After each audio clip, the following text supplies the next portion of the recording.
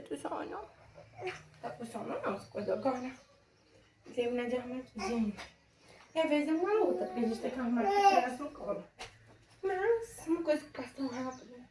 Daqui a pouco ela está na faculdade. Então eu aproveito cada segundinho de olhar assim, sabe? Quando ela no meu colo. Daqui a pouco tá igual a Rebeca, vai pra escola. Ó, gente, ela vai chorar, tá? Só quer viver de colo, ó. Nem sempre dá pra gente ficar no colo. Porque amanhã ela tem que usar as duas mãos, eu preciso comprar 25 canguru.